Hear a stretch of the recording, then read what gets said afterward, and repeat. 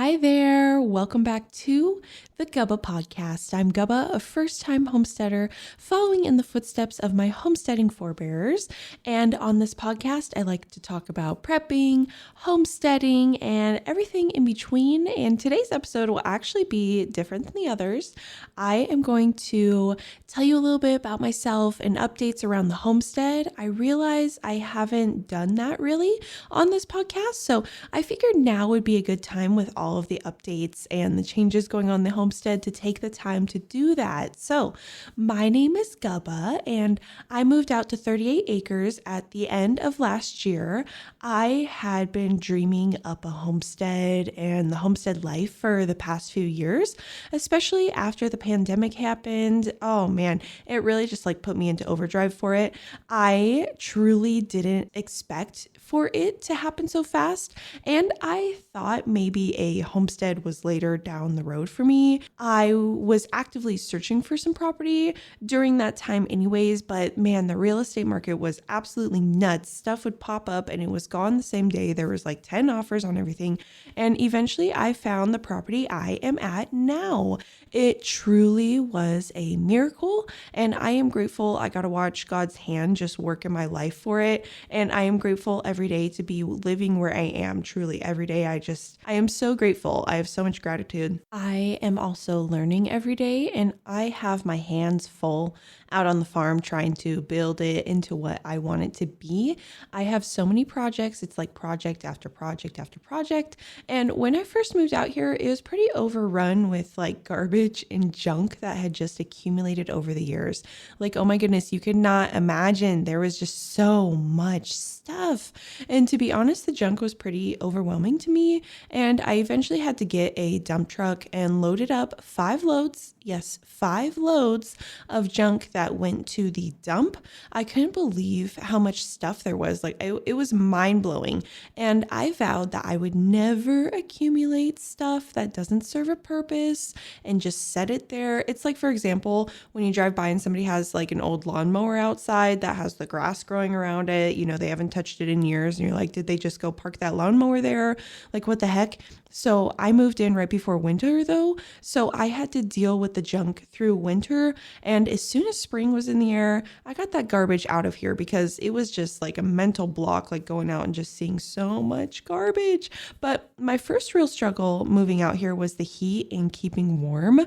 My house wasn't set up with a traditional HVAC system where I can just press a button and have the vents blow out warm air. Yes, it does have an HVAC, but the HVAC was mainly set up for the piping and the hot air from the wood stove in the basement to blow into the HVAC, then travel through the vents to heat the house. I had never in my life used a wood stove, so that was a learning experience for me. I was heading into winter, and it was either learn how to use a wood stove, get the HVAC person out here, which was near impossible, or freeze my butt off. I decided I would utilize the massive wood pile I have and learn to use a wood stove. I still remember I was sitting on the couch, freezing my butt off. I had a scarf on and I'm all right, that's it.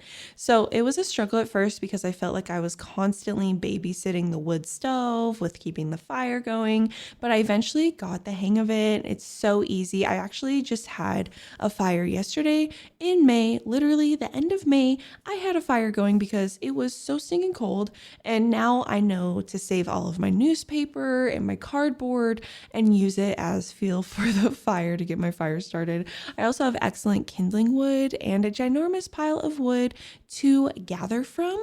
I have multiple videos on my YouTube showcasing both the wood pile and my heating system. Well, how dysfunctional my heating system is. After I figured out the heating and got my house from 58 to a more manageable number in the 60s, it was time to get to work.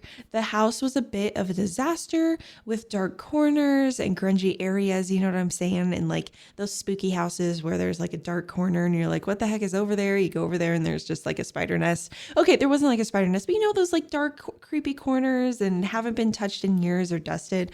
So I had to deep clean everything, and bugs ran absolutely rampant inside of the house. And to think about it, actually, bugs may have been the first struggle I had before it got cold. I moved in and bugs were crawling everywhere. The walls, the windows, the floors. It felt like everywhere I was looking, bugs were running about. I was vacuuming bugs throughout the day and before I went to bed, and I had a bug zapper set up inside my house that popped throughout the night. So just imagine like trying to go to sleep, then all of a sudden you hear pop, really stinking loud because it was taking out bugs left and right, which was great, sure. But do I want a bug zapper inside my house? Not really. And wasps were even finding their way into the house. Yeah, so just imagine that, going out to the kitchen and there's a wasp flying around. So I had a serious situation on my hands. So I took the time to landscape some of my house for what I had time for. It was late fall, to fight the bug problem because grass was running up right next to the house. And the bugs were also running straight into the house because they live in the grass and they just come right in. And I pulled the grass back a few feet. I tarped the ground, put rock on top of the tarp. The bugs do not like the rock because the rocks get hot in the sun and it is so much more surface area to travel about on, and they just don't like it. So I also sealed up my house with caulk. I still have so much caulking to do. There was so many cracks, but I got what I could done. And it was apparent that the house hadn't been sealed with caulk in a long time. So there were a lot of cracks that the bugs were crawling into, and absolutely just no thank you. I noticed after I landscaped and did some sealing that the bugs decreased.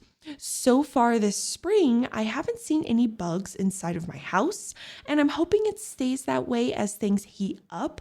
I'm also in the middle of landscaping the rest of my exterior. I can't stand having bugs running about in the house. That's just not for me.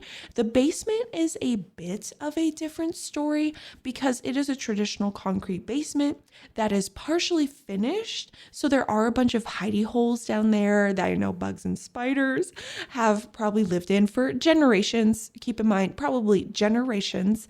So I would rather the spiders be down there though than upstairs with me. So sealing my house has helped the bug situation down there as well, along with landscaping. I recently saw a TikTok of someone using a ton of pesticides inside of their house to rid of the bugs, and people were so upset in the comments saying, we should just coexist with the bugs. Like, why are you doing this? Like, what in the actual, like, okay, sure, I understand coexisting with the bugs outside, whatever, but not in the house. Like, come on.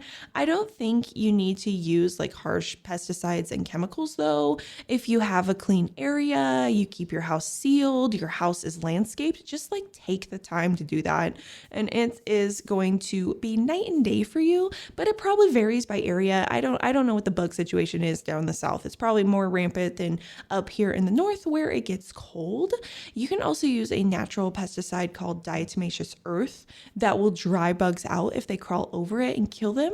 So if you ever use that, you would want to get a food grade. If you put it inside of the house, you have to sprinkle it around and it makes a bit of a mess, but because you have to go vacuum or clean it up eventually, but it is chemical free and it does kill bugs. But oh man, I know that when I moved in, they were actually using diatomaceous earth as like a bug deterrent, and there was so many bugs here. So anyways, bugs and keeping warm were my first struggles out here on the farm. I learned through them both and now know better to secure myself from the bugs and my elements going into the next fall and winter. So I have still a lot to do. I know what I need to do. I'm going to get it done. And my downstairs wood stove is also falling apart. So I'm hoping I can find some parts for it this summer. If not, I will have to get a new wood stove. But another journey I went through was cleaning the existing coop on the property. So the chicken coop. It was absolutely disgusting. I vlogged this adventure because I couldn't believe how nasty the chicken coop was and how far it has come actually. So the coop was filled with garbage, surprise, and was a mouse house filled with mouse poop literally everywhere. I had to go in there with cleaning equipment, so just full on cleaning gear with what I was wearing, and a huge bottle of bleach. Oh, and also a shop vac to vacuum everything up. I wanted to clean up the coop so I could have a nice home for the chickens chickens I was going to get.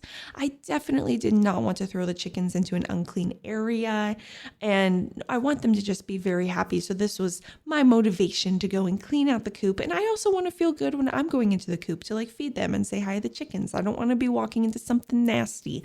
Now, I would say my chickens are pretty spoiled and loving their coop. I got chickens on the homestead this spring, 10 leghorns, 1 rooster, and 9 hens. I built them a nice roost. I insulated their side of the coop and added another layer of flooring because there was a bit of a sinkhole in the existing floor with where water had dripped. There was a hole. And they also have a super cozy coop now. Like, it's just so nice in there. I did a lot of Instagram reels on that and a few YouTube videos. I did face a coop fire due to a heat lamp. I would suggest never using a heat lamp in your coops or barns. By the way, I was aware of the danger from heat lamp and I still used one anyway, like a ding dong. And one morning I went out, smelled smoke, opened up the chicken coop door, and smoke came billowing out. Oh my gosh. The heat lamp fell and burnt through the floor. Surprisingly, it didn't burn down the whole coop because the whole coop is wood. That's all it is, and some insulation mixed in there. But I know that it was absolutely a miracle, like truly a miracle that it didn't burn down.